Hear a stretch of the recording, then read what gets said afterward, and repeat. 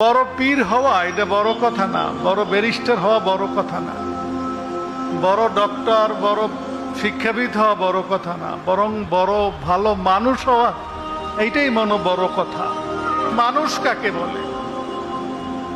মানুষের কয়টা পার্ট খুব গুরুত্বপূর্ণ।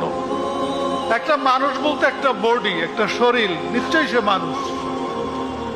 আর একটা মানুষের হার্ট, হৃদয়, কল্প, এটাও মানুষের জন্য খুব অপরিহার্য বিষয়। আর একটা মানুষের ব্রেন, মেধা, এটাও খুব গুরুত্বপূর্ণ বিষয়। সবটাই গুরুত্বপূর্ণ। এর ভিতরে খুবই গুরুত্বপূর্ণ মানুষের হার্ট, হৃদয়। একজন মানুষের যদি হৃদয়ের পবিত্রতা না থাকে, হৃদয়ের যদি শক্তি না থাকে, কখনোই মানুষ ভালো মানুষ হইতে পারে না। আমরা সাম্প্রতিক সময় ছাত্র আন্দোলনে যে বিপ্লবটা দেখলাম, দুই একদিন আগেও যাদের অনেক বড় বড় কথা, বড় বড় কিছু শুনছি আমরা, তাদের মেধা ছিল না সেটা কিন্তু বলা যায় না। কি বলা যায়? যায় না। তাদের শরীর ছিল না, বডি ছিল না, সেটাও কিন্তু বলা যায় না। কিন্তু তাদের হার্টের যে পবিত্রতা দরকার ছিল সেইটা হয়তো নাই।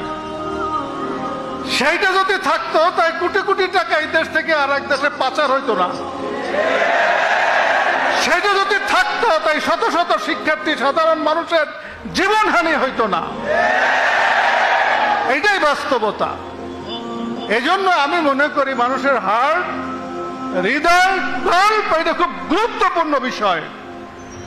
তুমি যত বড় মেধাবী হও, তুমি যত বড় ক্ষমতার অধিকারী হও, তোমার স্বাস্থ্য যত বড় সুষম হোক না কেন, তোমার হৃদয় যদি পরিচ্ছন্নতা না থাকে, হৃদয় যদি পবিত্রতা না থাকে, হৃদয় যদি তোমার আল্লাহ পাকের ভয় না থাকে, হৃদয় যদি তোমার পরকালের ভয় না থাকে, হৃদয় যদি তোমার আল্লাহ রসুলের প্রতি মহব্বত না থাকে, হৃদয় যদি তোমার আল্লাহ রসুলের সুন্নাতের প্রতি আকর্ষণ না থাকে, কখনো তোমার হৃদয় পবিত্র হবে না।